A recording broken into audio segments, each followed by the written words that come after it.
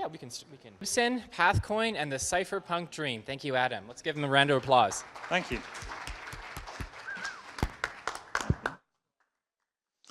Hi, so this presentation, some kind of combination of nostalgia and futuristic at the same time, somehow about the past and the future, because I wanted to briefly describe some of the early ideas, even before Bitcoin, about digital cash and how that moved into the Bitcoin world later on. And then, actually, why don't I show you the outline, then you can understand what I'm talking about. Yeah. So I'm going to talk a little bit about the concept of digital cash, how it manifested in history, and then sort of, which kind of digital cash is actually the best one? What do we have today? What kinds of things do we want to have today? I'm going to talk about an idea I call PathCoin, which is a very kind of vague idea. There are several different versions of it. And then you'll see as I explain it that it's also quite connected with the concept of covenants, which some of you may have seen Brandon talk about yesterday in a very good talk explaining covenants. And yeah, then after sort of talking about different variants of that new idea, PathCoin, then we'll just end with, I guess, what is this whole digital cash story? How does covenants fit in? How does Bitcoin fit in? And if you want to, you can come and see me in about an hour when I'll be talking more about the technical level, the scripts and the cryptography and stuff behind the idea. Okay, so let's start again, as I said, with the history. The dream of digital cash. So we obviously have to start with cash itself. Cash itself is very attractive in many ways. The obvious ways being it's a bearer instrument. You hold it, it belongs to you, and it is not contingent or dependent on anyone else's opinion, right? And it has very nice properties like transfer being immediate, the cost of the transfer being zero, and it's kind of sort of mostly censorship resistant. So that's really nice things about cash. Obviously, it has its negatives too. The most crucial one for this talk is the fact that it's not internet native. You can't, put the $20 bill into the USB drive, as they used to joke. And of course, it's controlled by the state, which means in places like Argentina, it can actually not be that great, or even more extreme examples like in North Korea or in India, where they will just suddenly tell you that one particular cash note is no longer valid. So cash has some negatives for sure, as well as these great positives, which form our kind of dream, yeah? Censorship resistance and being a bearer instrument. Of course, there's also size. Cash has limitations with size. You can't really pay 0.001 cent in cash. It's very difficult to pay $1 million in cash. So that's also to give some simple context outside of Bitcoin and cryptography and cypherpunks. But then the cypherpunks came along, I don't know when, I guess late 80s, early 90s, and say, we really need money for the internet, money that behaves like cash. We don't want it to be dependent on the state. We want it to function properly like cash money does. And there were many projects to try and make that happen. They were, various levels of success. Generally, they were failures. DigiCash in the mid-90s was a big failure. If anyone knows that project, I'm not going to go into it today.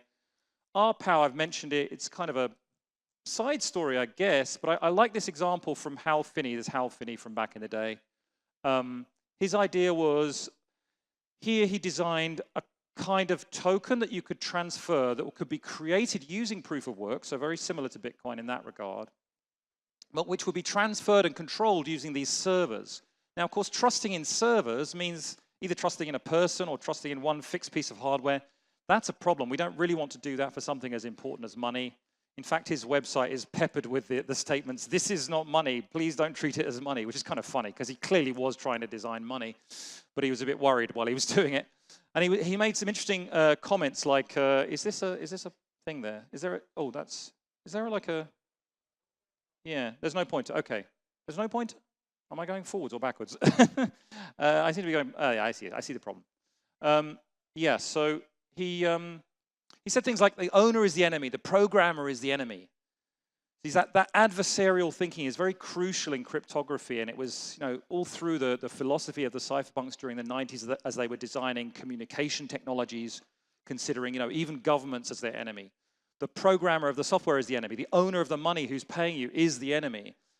And that's very good thinking, but it does miss one point, which is it misses another enemy, which of course is the hardware itself. So his idea was to use something like that we nowadays call an HSM, a hardware security module, where what is running on the device is in some way restricted by the hardware itself.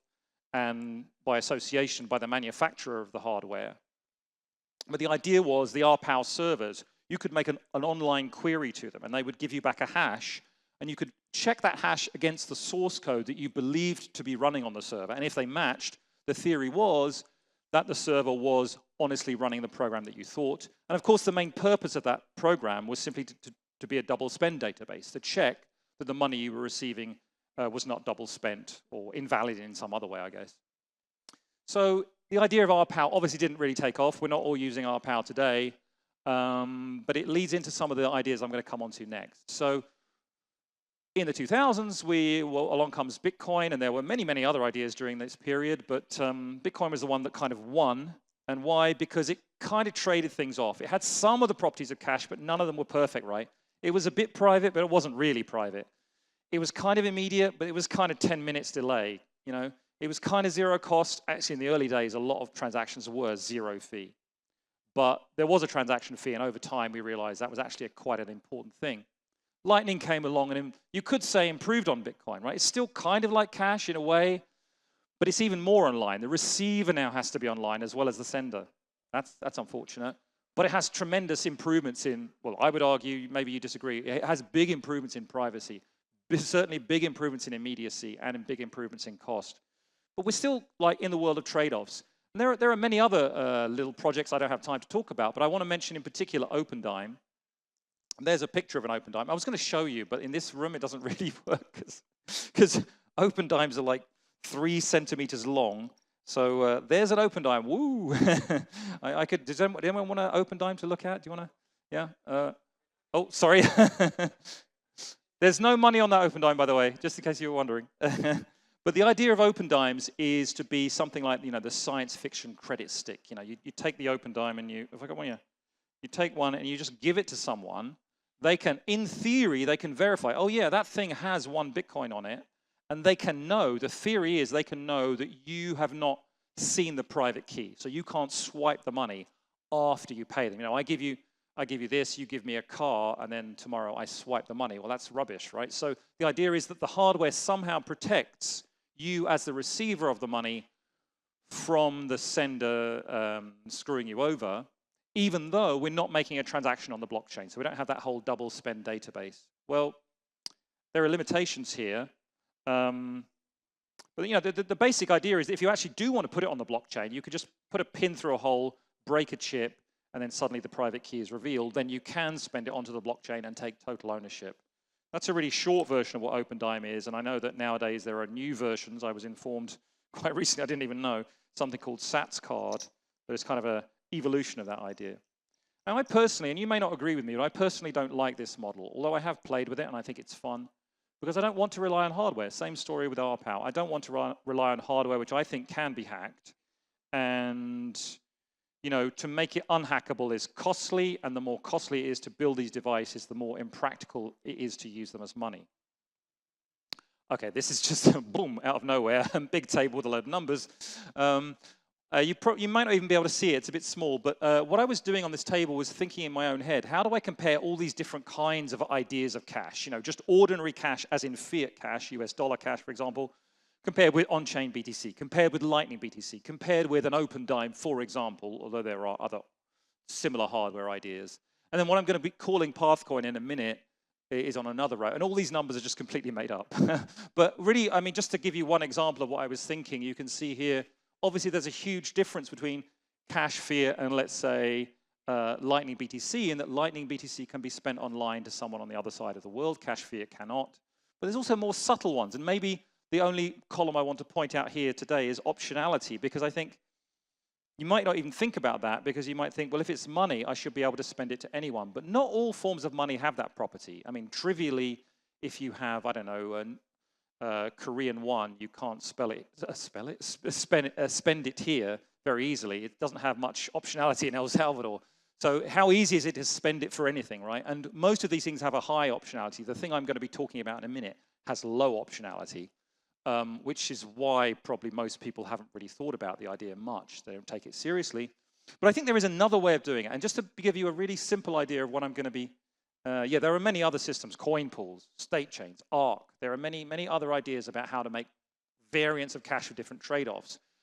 But my line of thinking in this, the remainder of this talk, is how far can we go to make something like Opendime, but only using software? So not relying on any hardware component at all.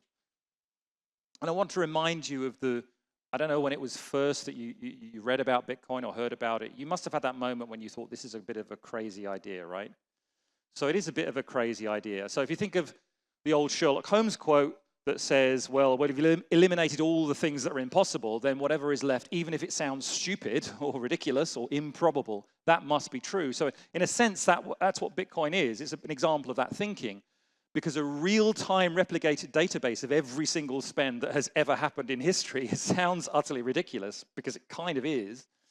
And of course, all the discussions and designs and everything that we've seen in the last decade or 15 years, in fact, since Bitcoin was invented, has all been about how do we sort of ameliorate this very severe problem. So the PathCoin construct here is, well, it's a bit of a vague idea, but let's start with the basics, right? Just like with the Opendime, if I give you my private key, did I give you my money? Some people are going like this, maybe yes, maybe no. Well, I guess you could say I half gave you my money, right? Because you now have the ability to spend it, but I also have the ability to spend it. So I would say the answer is no. I have not given you my money. I've just created a mess where two people are competing over the same money. So Alice can still spend it. So yes, but Alice can still spend it. I say is no. So we want immediate transfer in person. But we want it to be like handing over a private key, but we don't want to trust the other person, trust the sender in that case. To understand the concept I'm going to introduce to possibly half solve that problem, I want you to think about UTXOs. I guess, put your hand up in this room if you have not seen the term UTXO before. Yeah, I guarantee you about 4 or 5 years ago there would be some hands. Here there's no hands. Everyone knows the concept, all right. But how do you think about it? This is a weird analogy, but imagine there's 1 million isolated cells in the desert, and people might be locked in those cells, or they might not. Some people might be locked in certain cells. Now, if I'm a kind of a God figure here, I can unlock certain cells. I can let a person out, and they can roam freely. But the point is that they can roam freely, right? And I can, for example, I can lock them into another cell, right? I can take them out of one cell and put them into any other cell. That's the key point. There might be 1 million, 1 billion. I can put them into any other cell. That's kind of how UTXOs are, because UTXOs, think of them as the person inside the cell. That's a chunk of Bitcoin. And the script pub key, or the address, if you prefer, is the cell. And there's a lock. And if you unlock it, you get to take the Bitcoin out. And then you can put it anywhere you want. That's how Bitcoin works. It's technically called a predicate. You know, it's either true or false. You know, you can either, the guy's either come out of the cell or he hasn't. But imagine an alternative sort of image in your head of being locked in a cell, but then when the cell is unlocked, you just simply go out into another cell. You're still stuck, but in the sense that you're constrained, you can only go to one other cell instead of being able to go to any other cell. That's what covenants are, okay? I don't know if that mental model helps you at all. It helped me a little bit, so you can tell me later if it helped. So here's an example of what I'm calling a CTLC. I don't know if that's just silly to call it that. But we have hash time lock contracts. They're called HTLCs. If you studied Lightning at all, you'll know that. And we also have point time lock contracts. This is kind of the same thing, but I'm just saying, well, what if you had, the simplest way of using a covenant would be the coin is forced to go to a certain destination. Sorry if you don't read script. I mean, it's just this is what it looks like. The coin is forced to go to a certain destination unless you wait after a timeout, then you can take it somewhere else. So it's like the lock on the prison cell has a timer on it, I guess. And this is an example of what I'm going to explain as covenants in a moment, where, as PathCoin in a moment, where the coin basically is forced to go through a certain sequence of events using the covenant idea. By the way, for those who are more inclined to technical details, op not for there. This is actually on Signet, a real transaction, by the way. It's using op check template verify, which I think Brandon explained to you yesterday. Op CTV is probably the most predominant form of covenant being discussed today. I'm not going to get into covenants in detail because obviously I haven't got time. But you imagine that you actually took that. I should maybe explain better what that actually is doing. So there's two branches. There's an if and an else. After a certain time delay, the coin can be claimed by the, let's say, the original owner, for example. But before that time delay, it can always be claimed as long as it's going into that other cell, into another transaction, using that covenant primitive. So now imagine chaining that together in multiple steps. So imagine that A holds the coin. A can claim, this CLTV just means a time lock. So imagine it being 1 day, right? A can claim the coin after 1 day. It belongs to A. But A has a special secret such that if she gives that secret, Alice, to Bob, then the coin will travel, that will go from one cell to the next cell into Bob's cell, so to speak. And then Bob will be able to claim the coin after maybe 1 day minus an hour or something. I don't know.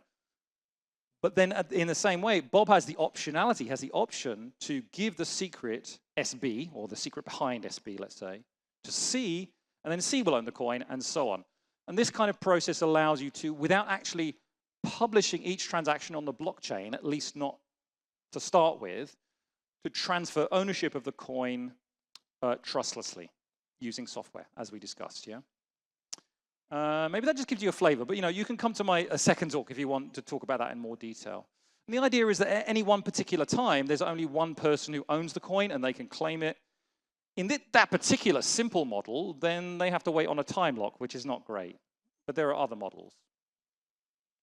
I put a picture of an astronaut in an airlock, but I don't think it's a very useful picture. So airlocks, I mean, it's another way of thinking about it instead of prison cells, but it's kind of the same thing, right? All right, so the first model, which I won't spend too long on, is the optimistic variant. This is basically what I just showed you. The idea would be I could set up such a structure knowing that I wanted to pay certain other people, but they don't have to be involved. I can just set the whole thing up on my own using their public keys, and then at some later point, I can just hand over a chunk of data, like in a file like that, right? And yeah, so it's the idea that I would not have to be negotiating with them. I would just send them a file. I could send them an email. I could give them a USB stick, which, by the way, I'm going to do in a minute. And we could just make a chain of such ownership. Now, it's a very limited construct in itself because it's just a chain of predetermined owners of a coin. The obvious advantages and disadvantages: you don't have to set up some penalty mechanism. You don't have to fund some fidelity bond. There's no collateral requirement. The big negative in that simple version of it, well, you'd have to actually publish all of those transactions whenever you wanted to settle to the chain. So maybe you can get around that, but let's just say that. The nice thing, the thing that I'm actually looking for, is that thing like with Opendime. I'm handing over something like a USB stick or something like an email, if I prefer, without some kind of interaction or some kind of signing event. It's interesting to compare it, if those few people in the room who've heard of it, Jeremy Rubin's congestion control construct, which is one of the main things he saw as being interesting about covenants, because in that idea, you kind of predetermine a whole tree of transactions that you can broadcast at later times, which is really cool. But this is kind of different because here I'm thinking more about having transactions I don't have to broadcast. There's optionality here. The other side of that is I can't use trees of such lines. I can't turn this into a tree structure because if there's ever any uncertainty about which branch of the tree on, you have a double spending problem all over again. So it's kind of a straight line thing, so that's a negative. Here's a more complicated way of doing PathCoin, which may actually be more interesting.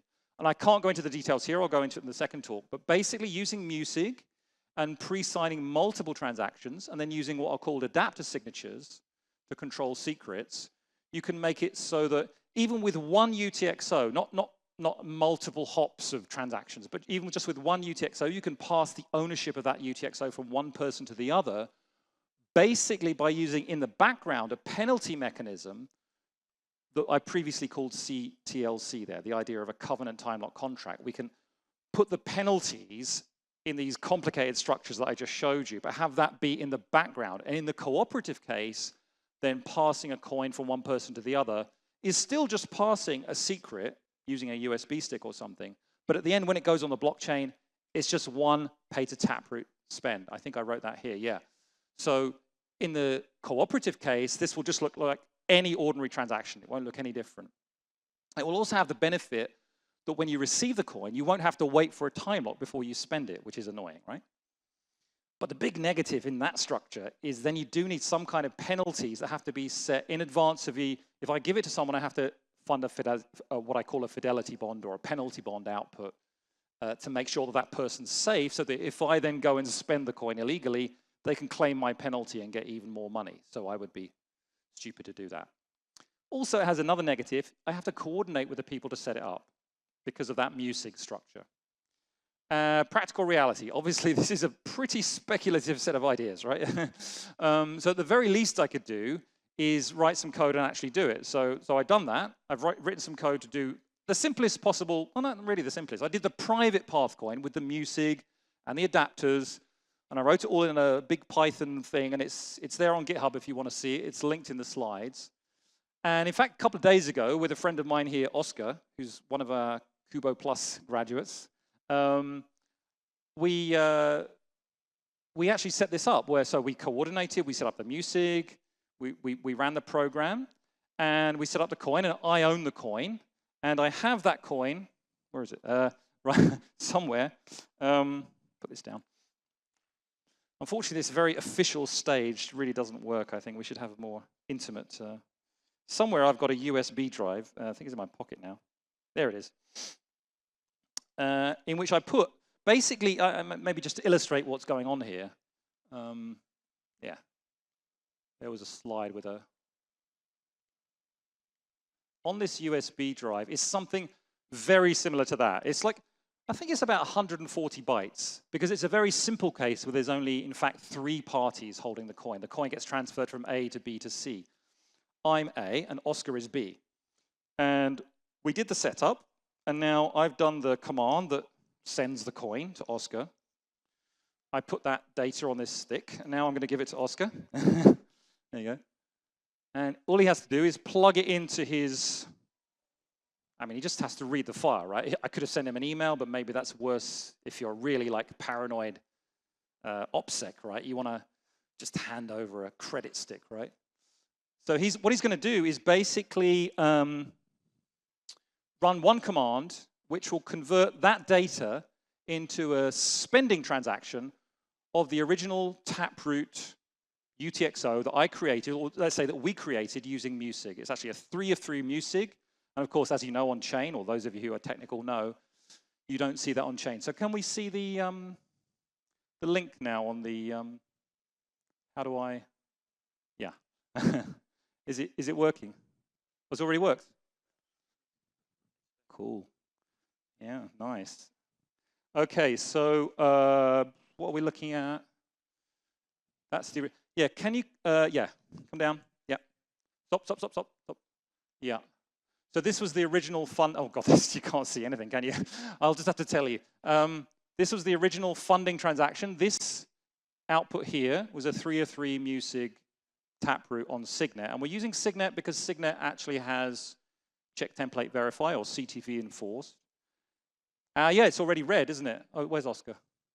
It's already red, yeah? So we can we click that now? So we can see now that hopefully the time will show up. Does the time show up somewhere? No, that should have just happened.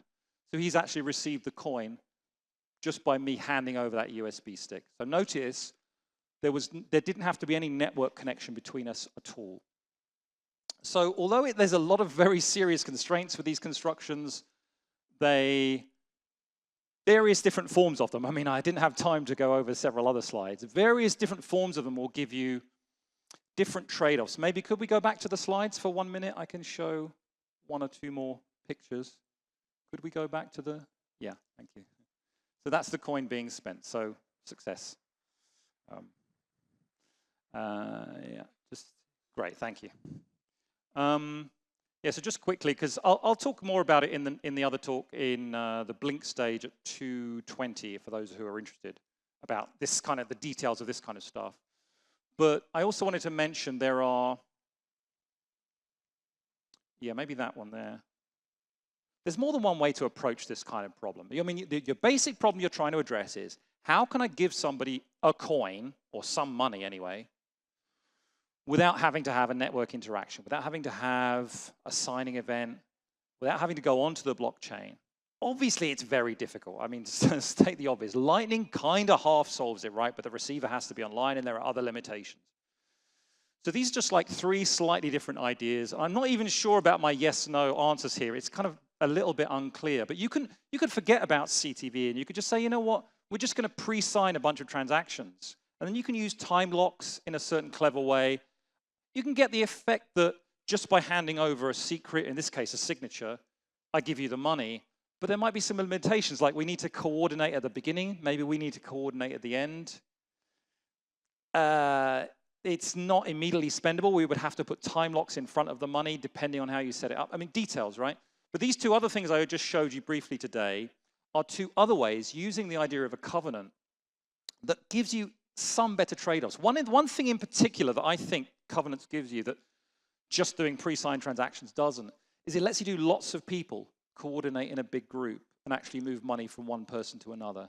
I've seen that in various research works, that people are seeing that they can use covenants to make groups paying each other work better. Whereas if it's just signatures, it's very difficult to avoid the collusion problem. And again, I will explain the collusion problem in a lot more detail in the next talk. So there isn't time. I think I've run out of time. So I'm just going to show the last slide, I think. Talk about this stuff later. There it is. Oh, wrong way. So in very brief summary, I think this line of research is interesting, although I admit I haven't given you some holy grail complete solution for it at all. And I do think smart contracts are intrinsically part of Bitcoin, even from the start. You know, a coin join is a smart contract. Heck, a Bitcoin transaction is kind of a smart contract, although that's really stretching it. And I think covenants are a key part, in my opinion, from doing this kind of research. I've come to the conclusion that I think covenants are a key part of us using smart contracts, not, you know, to make JPEGs on the blockchain or whatever it is you happen to not like this particular month. But covenants and contracts in general are really needed, in my opinion, to make Bitcoin fulfill the dream of digital cash, which is where it actually originally came from. Okay, I'll stop there. Thank you.